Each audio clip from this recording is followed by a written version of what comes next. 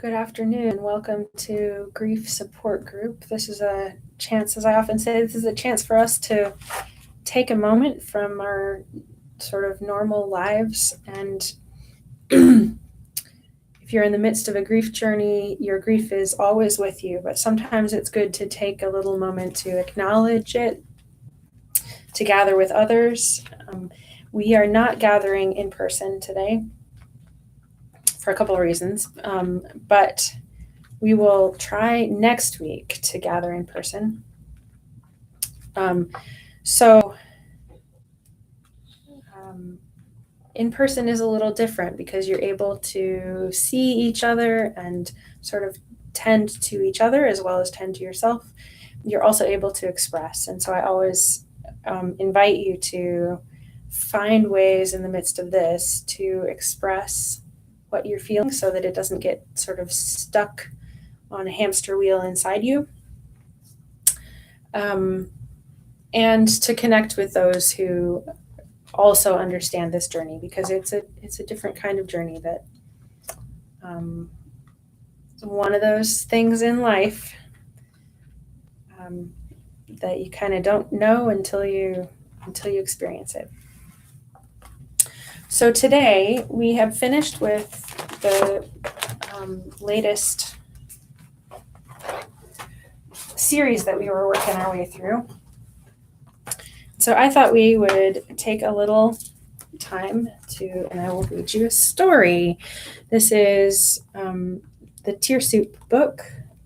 This at my previous nursing home, we used to sign copies of this to give to families of folks who had died. And it's kind of a storybook for adults, for kids of all ages. So it's a little different than what we normally do, but my hope is that you will still find good meaning in it. And I would encourage you to have a journal nearby that you can jot some thoughts on, anything you want to return to. I won't do the silence as normal because I think it might take us the whole time to get through this. But if it doesn't take us the whole time, then we'll do some reflection questions. But you'll perhaps want to jot some things down here and there. Okay. Tear Soup by Pat Schweibert and Chuck DeClyon. There once was an old and somewhat wise woman whom everyone called Grandy. She just suffered a big loss in her life. Pops, her husband, suffered the same loss, but in his own way. This is the story of how Grandy faced her loss by setting out to make tear soup. It's Grandy and Pops and their dog. I like that we're recorded so I can show you pictures here. For many years, the custom of making tear soup had been forgotten. As people's lives became more rushed, they found it much easier to pull soup in a can from the shelf and heat it on the stove.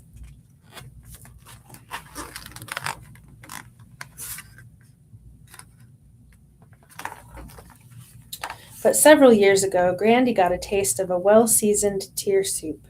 One of her friends made it from scratch after her child died.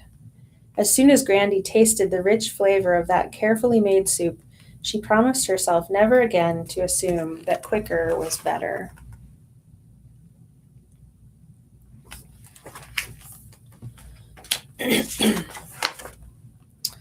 Because of her great loss, Grandy knew this time her recipe for tear soup would call for a big pot.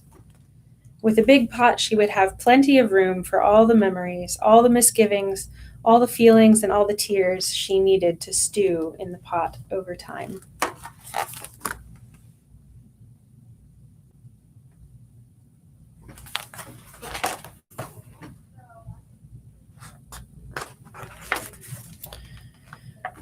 She put on her apron because she knew it would get messy. It seems that grief is never clean. People feel misunderstood, feelings can get hurt, and wrong assumptions are made all over the place. To make matters worse, grief always takes longer to cook than anyone wants it to.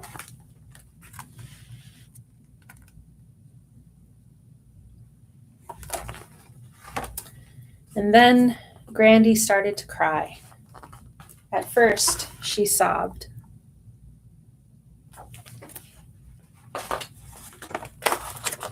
Sometimes she wept quietly. And sometimes when she was in a safe place where no one could hear her, she even wailed.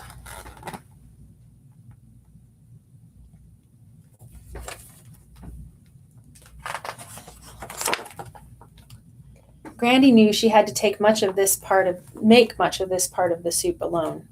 She learned from past experiences that most people don't like being around tears. Her friends would worry if they knew just how many tears Grandy's recipe called for this time. So the old and somewhat wise woman reflected on her own special recipe as she looked down into the large, overflowing pot of memories. It was a task she would repeat many times during the next few months.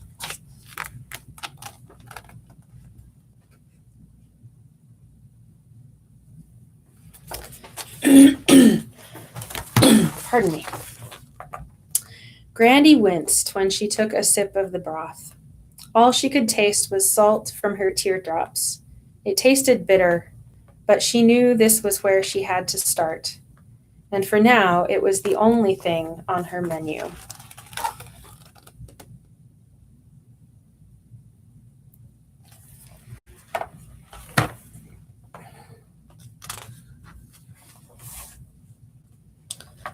There were things that Grandy wanted never to forget. These included the good times and the bad times, the silly and the sad times.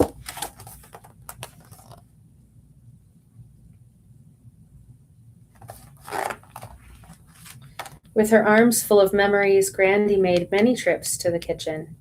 One at a time, she slowly stirred all her precious and not so precious memories into the pot.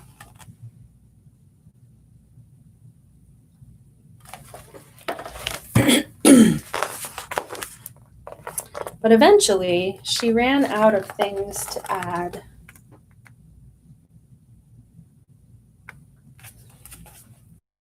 Grandy's arms felt stone cold and empty. There were no words that could describe the pain she was feeling. What's more, when she looked out the window, it surprised her to see how the rest of the world was going on as usual, while her world had stopped.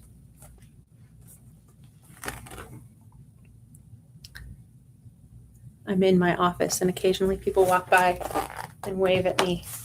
It's such a habit to wave, I forgot not to wave because I'm recording. Her grandson Chester, who just wanted his Grandy to be happy again, hoped his chocolate drops would make her feel better. Mrs. Bloomclots, Ms. Chadwick, and Mr. Long, all brave yet fearful neighbors, dropped by to see how Grandy was doing. They filled the air with words, but none of their words took the smell of tear soup away. Grandy was gracious because she knew how helpless her friends felt. They wanted to fix her, but they couldn't. All Grandy really needed from them at that moment was a knowing look and a warm hug. It's Grandy and all her neighbors.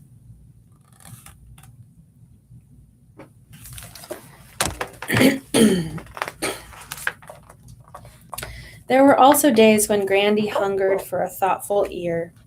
Sometimes she would ask total strangers, "Care to join me in a bowl of tear soup?"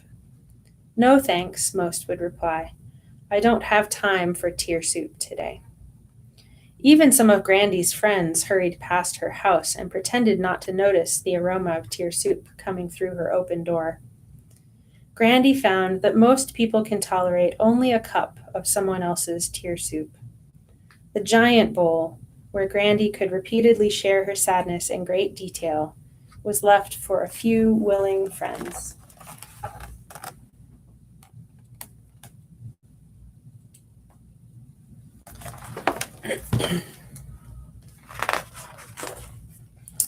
"I'm here," Midge cried.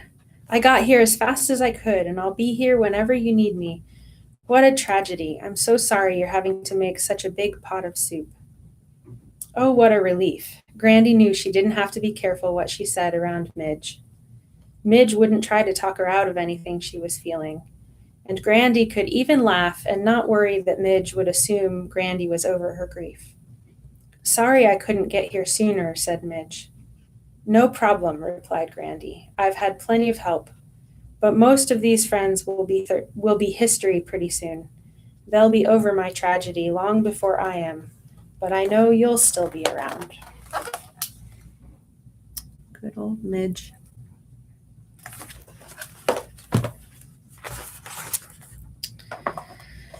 I don't know what to say, but I'll be glad to listen, Midge said tenderly. Come on, tell me all about it while we make some bread to go along with your soup.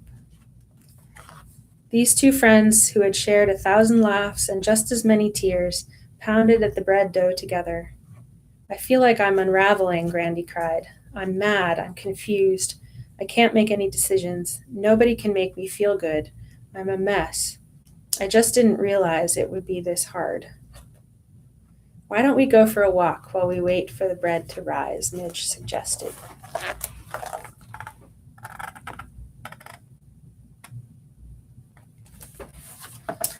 I know exercise is supposed to help me, but I feel like I have concrete blocks strapped to my legs.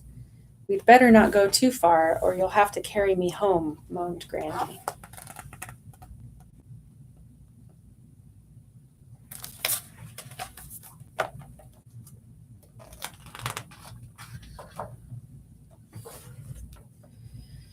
Mrs. Cries-a-Lot called and reminded Grandy that she had been making tear soup for years and would be more than glad to come right over and show her how to make it the correct way. Thanks, but no, said Grandy. This pot has my name on it. Grandy knew better than to let Mrs. Cries-a-Lot or anyone else tell her what she should do to get through this terrible loss.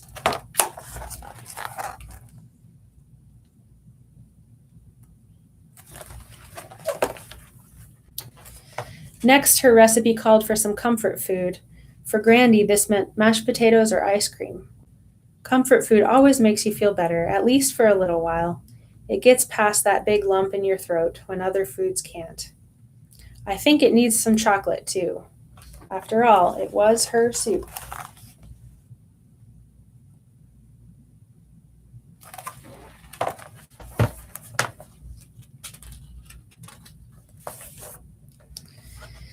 Grandy kept attending worship even though she was mad at God. Sometimes she yelled at God and asked why this happened, and sometimes she demanded to know where God was when she was feeling so alone. Still, Grandy trusted God, but she didn't understand God. She sensed that people believed that if she really had faith, she would be spared deep sorrow, anger, and loneliness. Grandy kept reminding herself to be grateful for all the emotions that God had given her.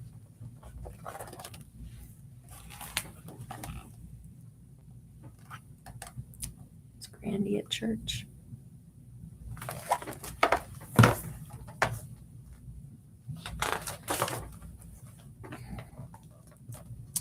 On some afternoons, people would ask questions like, is it soup yet? Or how long is it going to take? You've been at this for over a month now. It's time to get out of the kitchen.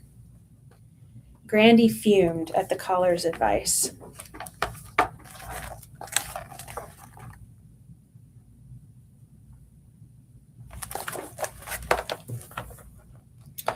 Grandy looked forward to getting the mail each day. She dreaded the day when no more sympathy cards would come.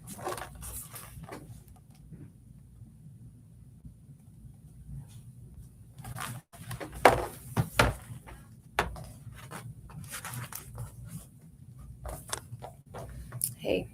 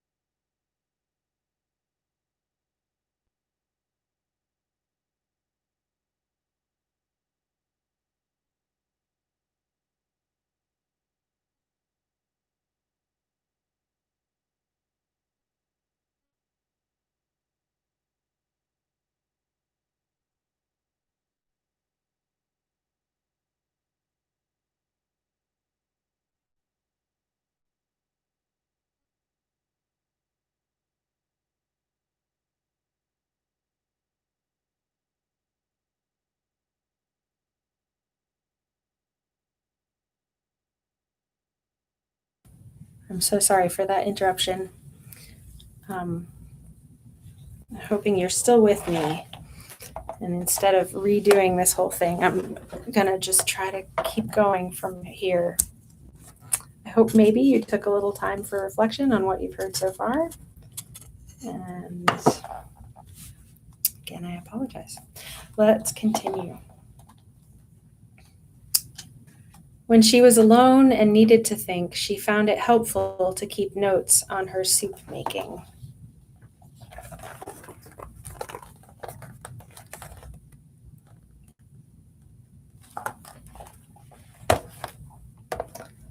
Thank goodness Grandy and Pops had been married a long time. They already knew each other's tier soup would be different. Secretly, Grandy wished Pops would put more flavoring in his soup, but he doesn't want to, and he's perfectly content to dine alone and sip his own soup.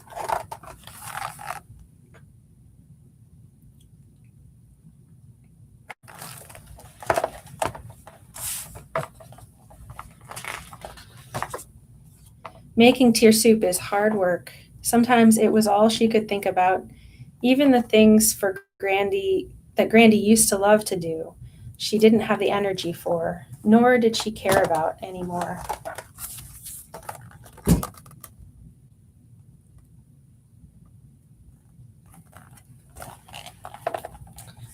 Some of Grandy's friends over the years had not tended to their tier soup.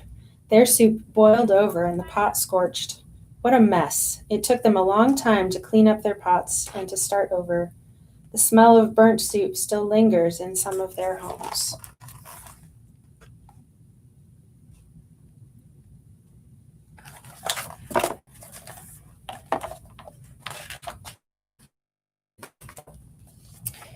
Grandy, there were times Grandy heard that a neighbor was having to take her turn in the kitchen. Some people thought that the neighbor was eating too much tier soup. So Grandy, being an old and somewhat wise woman, called and invited her to a special soup gathering where it's not bad manners to cry in your soup or have second helpings.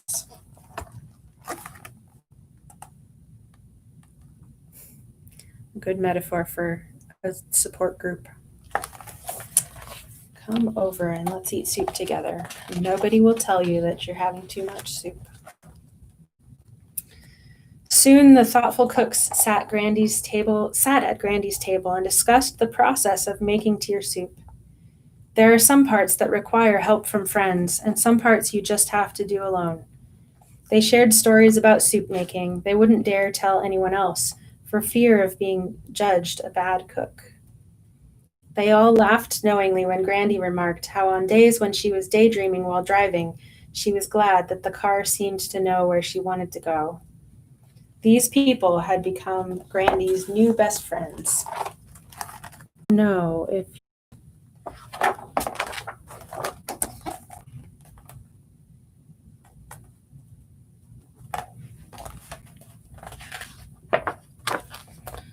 So what else have you learned by making tier soup, Grandy? I've learned that grief, like a pot of soup, changes the longer it simmers and the more things you put into it. I've learned that sometimes people say unkind things, but they really don't mean to hurt you. And most importantly, I've learned that there is something down deep within all of us, ready to help survive the things we think we can't survive.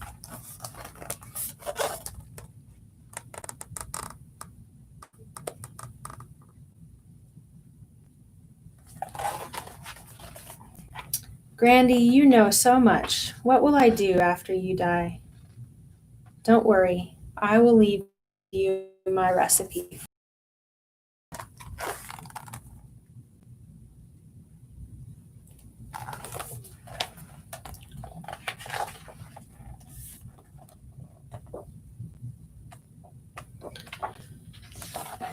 That's the end of this book. There are some extra little Grandy's cooking tips that I'll read through.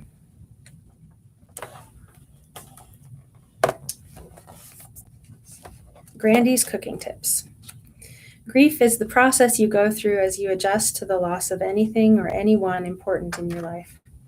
The loss of a job, a move, a divorce, death of someone you love, or a change in health status are just a few of the situations that can cause grief. Grief is both physically and emotionally exhausting. It is also irrational and unpredictable and can shake your very foundation.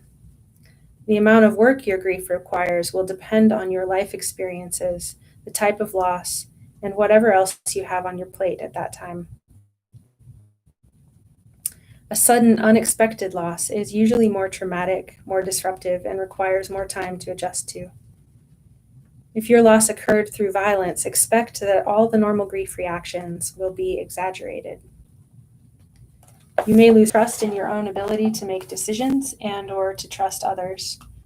Assumptions about fairness, life order, and religious beliefs are often challenged. Smells can bring back memories of a loss and a fresh wave of grief. Seasons with their colors and climate can also take you back to that moment in time when your world stood still. You may sense you have no control in your life. Being at work may provide a relief from your grief, but as soon as you get in the car and start driving home, you may find your grief come flooding back. You may find that you are incapable of functioning in the work environment for a short while. Because grief is distracting, it also means you are more accident prone. The object of grieving is not to get over the loss or recover from the loss, but to get through the loss. Over the years, you will look back and discover that this grief keeps teaching you new things about life. Your understanding of life will just keep going deeper. If you are the cook, this is your grief, no one else's. Your friends can't feel your loss in the same way. It will not affect their life the way it affects yours. And you may resent them for that. At first, you may think dying would be preferable to having to go through this pain. Just try to stay alive. Sudden mood swings are normal. You may suddenly be unreasonable and short. Try your best to educate your friends about what you need and how they can help. Be as honest as you can be about how you are feeling. Don't give up on your friends if they let you down, but if they continue to be insensitive to your grief, you may need to distance yourself for a while until you get stronger. At first, you will probably want to talk to as many people as possible, but after a month or so, find one or two people whom you can count on for the long haul to just be there and listen when you need to talk. Write your thoughts in a journal. It will help you to process and also to remember the new insights you are learning. Consider attending a support group. Go at least 3 times before deciding if it is helpful to you. Be open to counseling. Exercise, sleep, drink plenty of fluids, and eat a well-balanced diet. Pamper yourself. Take bubble baths. Get a massage. Try not to compare your grief with another's. You don't experience that someone else has, and you won't feel less grief if someone else's loss is worse. You deserve to feel happy again. Being happy doesn't mean you forget. Learn to be grateful for the good days. Don't be too hard on yourself. Long after everyone else has forgotten your loss, you will continue to be content with your memories.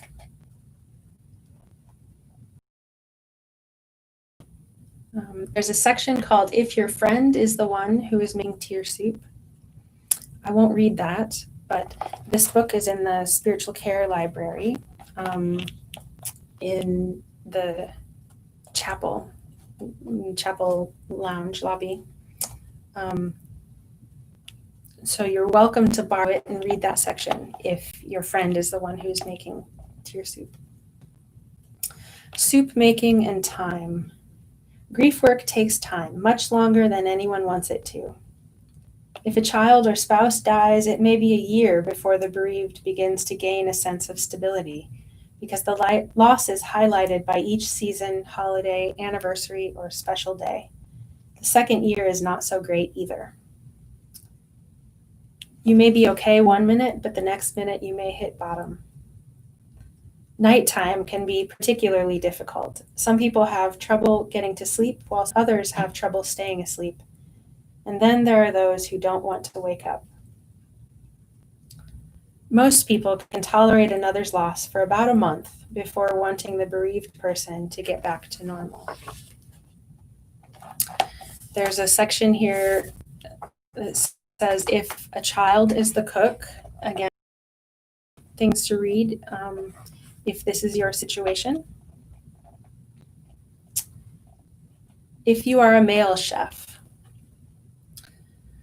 the world cannot see you, the bereaved person that you are. Because of your gender in our society, you may be seen only as the support role you probably play very well. If you have been taught from an early age that big boys don't cry, you may feel ashamed of your own tears. Other people may also be uncomfortable with your tears. Don't hold your grief in. Find a safe place for someone who is not afraid of your grief. People may tell you how strong you are when you hold in your grief. Don't confuse grieving with weakness and not grieving with strength. In fact, holding grief in is very hard on your body and can weaken your. Gender does not determine your grieving style, but it may affect. And finally, if there are two of you cooking. Grief is unique to the individual. You may both experience the same loss, but you won't grieve in the same way. In other words, you are in it together, but you are in it alone. At first, you may feel closer to each other than ever before, but that may change the farther you get away from your shared loss. Try not to judge each other. Talk to each other when you can. Don't let your partner be your only source of comfort, grieve, and to communicate the same way you communicate. But life is just not that easy. Desire may be affected. You both need intimacy, but not necessarily sex. Talk about it. Remember the past. Hope for the future, but live in the present. And find out what it is in this moment. Some options are maybe open the window, go get some clean, take a little walk, journal. So check in with yourself and thank you for joining. Have a really lovely rest of your day.